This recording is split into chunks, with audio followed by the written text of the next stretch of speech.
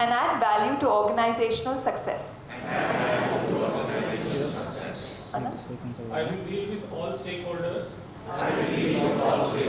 with utmost integrity and create an environment of trust leading to ethical success of my organization. I will ensure that I am reliable and consistent in all my actions by accepting responsibility for my decisions and actions. In all my actions by accepting responsibility for my decisions and actions, Thereby creating credibility for the profession and myself. thereby creating credibility for my profession and myself. I will be objective in all my actions I will be objective in all my actions and decisions and foster fairness with firmness. And foster fairness with firmness. Emmanuel. I will conduct myself in a way I will conduct myself in a way that facilitates growth and development that facilitates growth and development of all those I am responsible for. of all those I am responsible for. Neeta. I will strive to be a role model I will strive to be a role model for all others For for all others and champion explanatory practices and champion exemplary practice of the HR profession. Bobby. I respect the rights of privacy, I respect the rights of privacy. will not use my position for personal gains, Will not use my position for personal gains. and ensure that there is no conflict of interest So that there is no conflict of interest in what I do with any of my stakeholders. in what I do for any of my stakeholders. Thank you, everyone. Okay. So I'm going to give you a quick 3-minute update on the Pune chapter. This committee took office in September. I lead the committee now. We have Anand, who is the vice president. Aman, we all know Aman, he is the general secretary. Prasanna Apte with Eaton, he's the treasurer.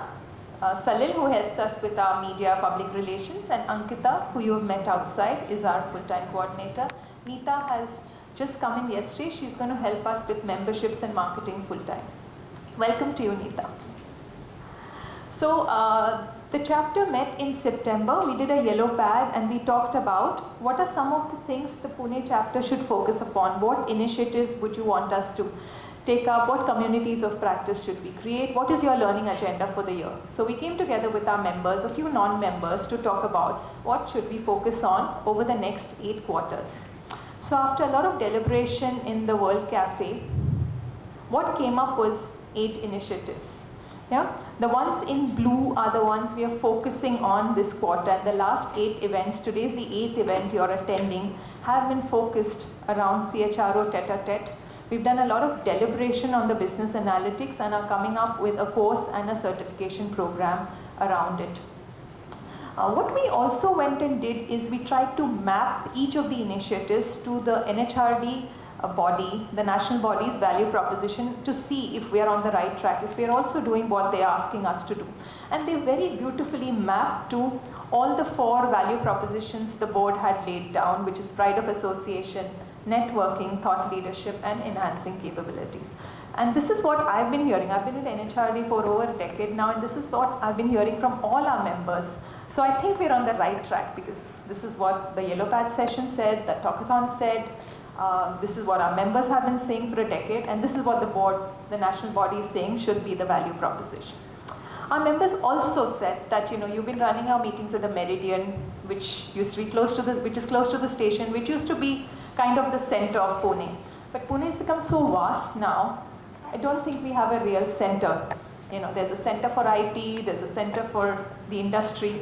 So where should we go now? We've created zones. So we've created 8 zones, and now we go to every different zone every few weeks to run a session. And I'm sure you've received invitations for all these sessions that we have run in the last quarter. We've been trying to meet every 2 or 3 weeks in each of these zones. Whereas earlier we used to do 1 session a month or in 2 months, but now we're meeting more often because we're going to different zones. These have been the sessions, and today we are talking about humanizing leadership with Ram. We have already sessions outlined for next quarter. You will receive them on your email, on your WhatsApp groups. The first being coaching as a leadership intervention by Vijay Rao and Dilip Mohapatra. They're going to do a Jugalbandi. So I think it'll be an interesting tete-a-tete with them. We're launching our foundation course on HR analytics in Feb, on 3rd and 4th of Feb. And we're going to run at Flame University, a lovely campus. Mark Dean is going to actually run the course for us. We have another one on the 10th of Feb on how to lead through satisfying relationships. We had this gentleman speak to us, Shubhilas Das, about 2 years ago. The feedback was excellent, one of the best feedbacks we've received. And so we thought we'll bring him back.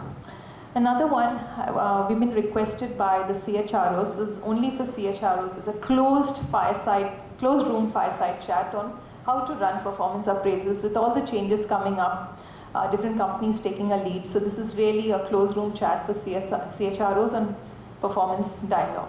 So this is what we've laid down for Jan and Feb, and you will hear from us further. Right?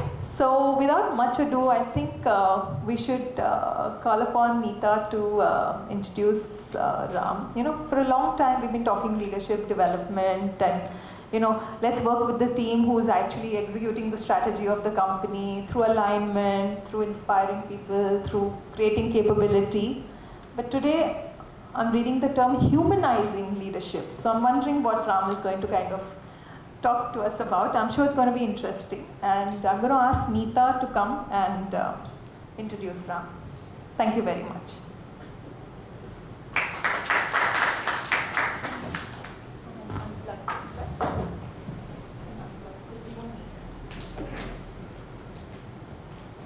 Hello everyone, I'm Neeta from the National HRD Network Pune chapter.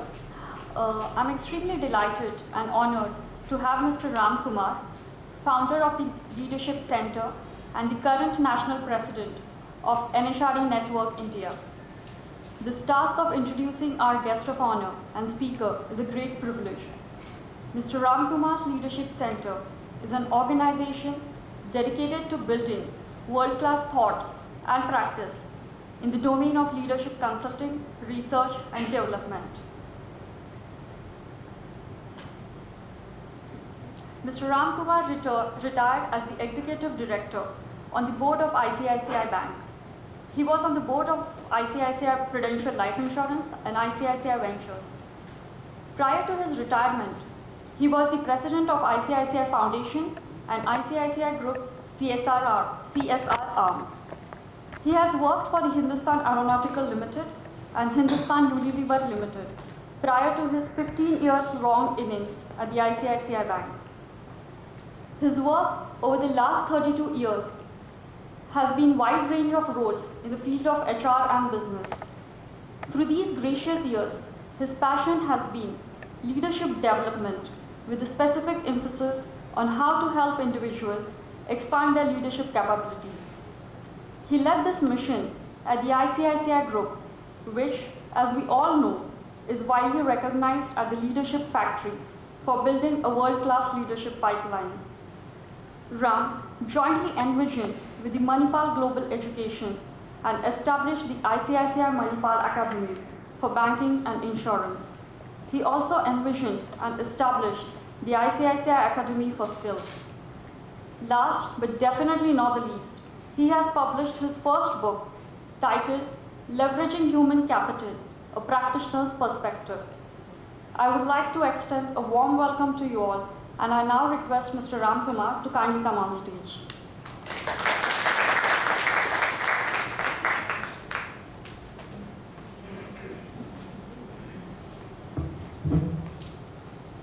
I'm recording this, that's why, so that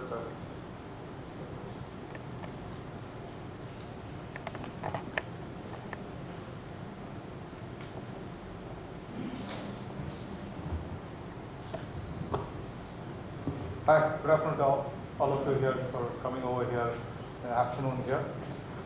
First of all, the good news is India has won the game. So all that whoever has not seen that. Yeah, so Mr. Atavale here knows,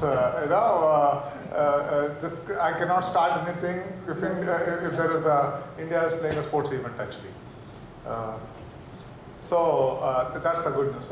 Ria, thanks for having me here. Let me take 2 minutes actually. I think one of the things we've been trying to drive here in the National HRD Network is to remind ourselves what was the purpose for which we were created some 30 years back. When T.V. Rao and Uday Parekh envisioned this, I was a kid, so I used to be that runaround boy doing all the work in those days. We have to remember that this is a knowledge network.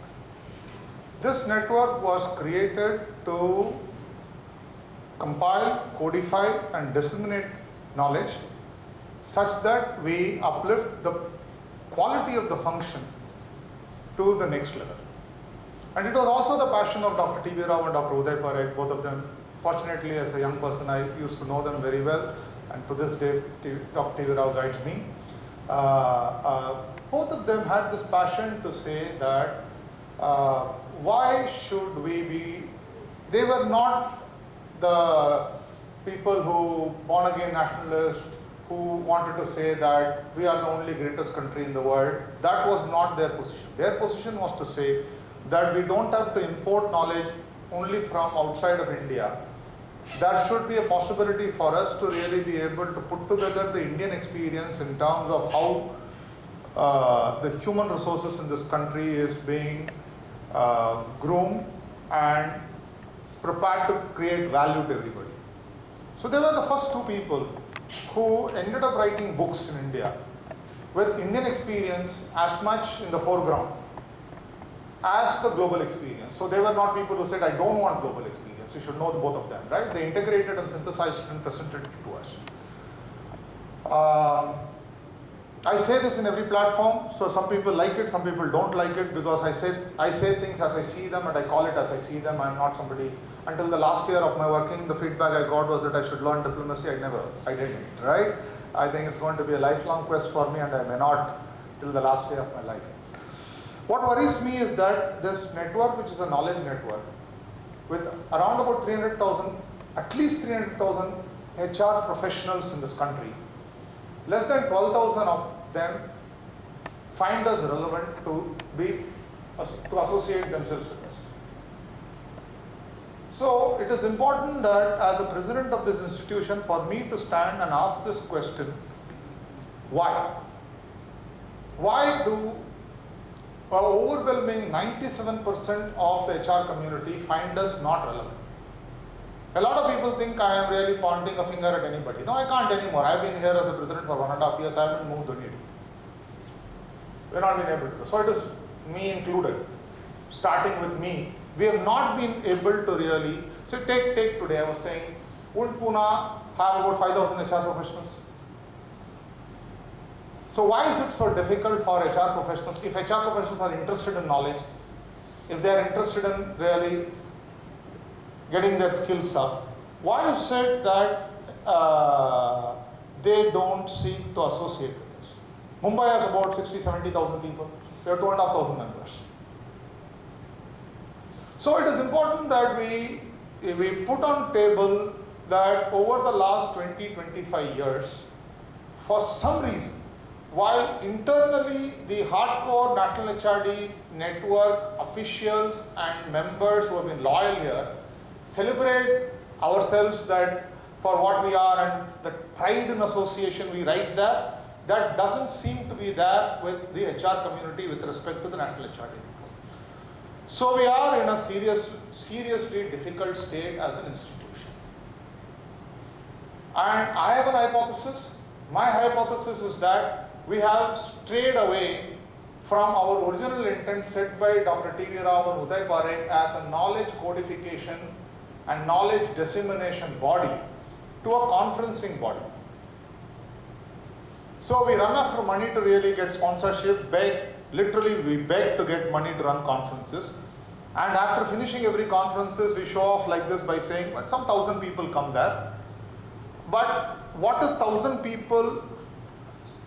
You spend 3 crores for it. Somebody will say, you're a president, you shouldn't be talking like this. Then who else will talk? If I don't talk, nobody will talk.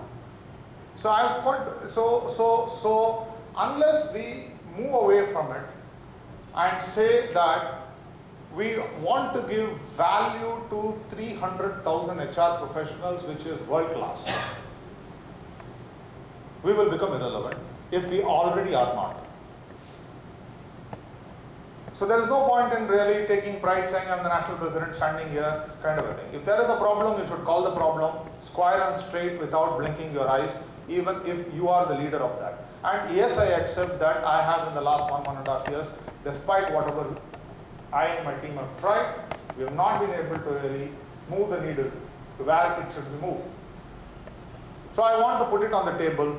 So one of the things what I requested Anand and Riya is to say that if Pune chapter can help the national body create knowledge.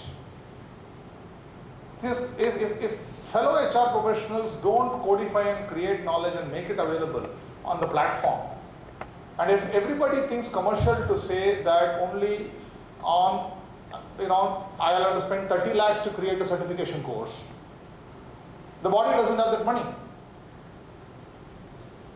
So a lot of us want to come onto the stage, be speakers, take bouquets and have our photographs, but we are unwilling to really give our time to spend to create and codify knowledge which the younger generation can get. So we look for importance, but we are not looking for making the institution important. And to me, that is the telling state of national HR. You will say that you talk like Kejriwal and you say that are you an anarchist? I'm none of that. It is important that we call this and we recognize this and we go forward and see what we can do about it. And as a first action, we have created a platform called Agora, into which people can come and populate. If the community feels that it wants to offer something to the younger generation, create certification courses, we'll host it there and make it available to the younger generation. So the seniors should come forward. I've seen this also. When a senior is not a speaker and they never come to any function, any National HR Network congregation. And I'm fine putting it out for people to know. Unfortunately, after laying down the office, the previous office bearers don't come to any of the meetings. So this seems to be a statement to say that it is only when, and we laugh at politicians, we criticize them.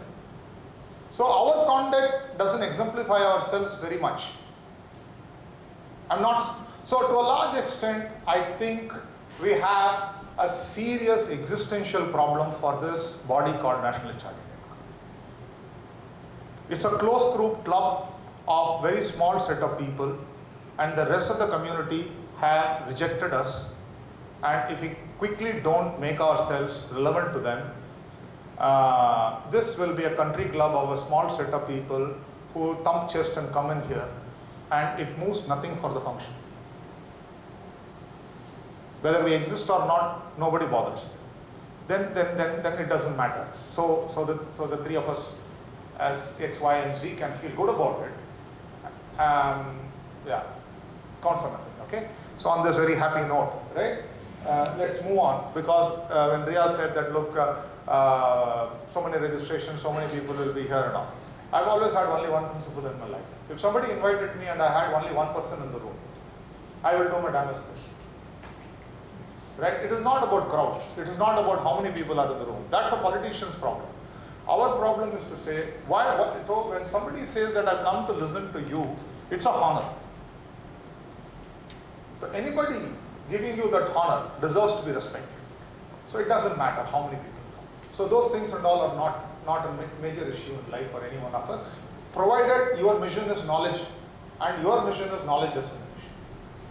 Right? So that I think is the mission of this, the purpose of National HRD Network, and as a president I should exemplify it. If I don't do it, I don't deserve to be the president of this institution.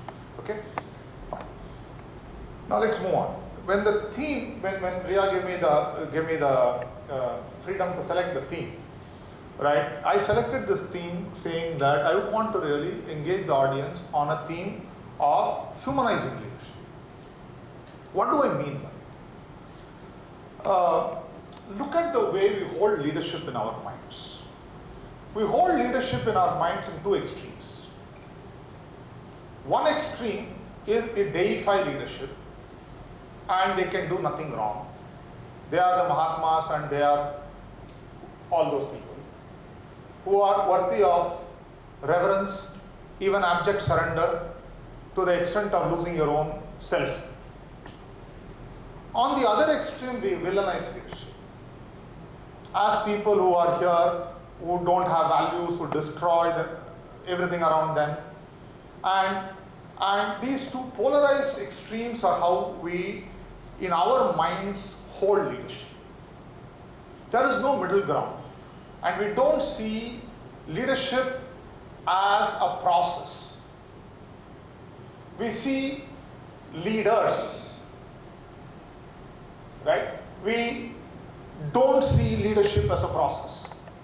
So, because we use it in a noun form and not in a verb form, and because for us to feel justified that I am where I am and I am required to look at another person as a person I need to really hold in a higher esteem, I need to attribute to this person, whether that person possesses or not. I need to attribute to this person mythical qualities in order to justify my disinclination, inability to exercise leadership. How else otherwise my self-worth is in trouble? Why is it that everybody is not worthy of being exercising leadership? Why? What's so special about leadership? To answer that question, we deify people or villainize people to say neither of it I can become. Maryada Purusharam. Oh, I can't be like that. That's an exemplified quality. If it is Mohandas Karamchand Gandhi, it has to be Mahatma. Oh, I can't be a Mahatma. It's a cop-out. We give it to ourselves. Every opportunity for us to step up and exercise leadership, only a few do. Majority of us don't do it. I'm not saying, and also in our mind, how do we hold this?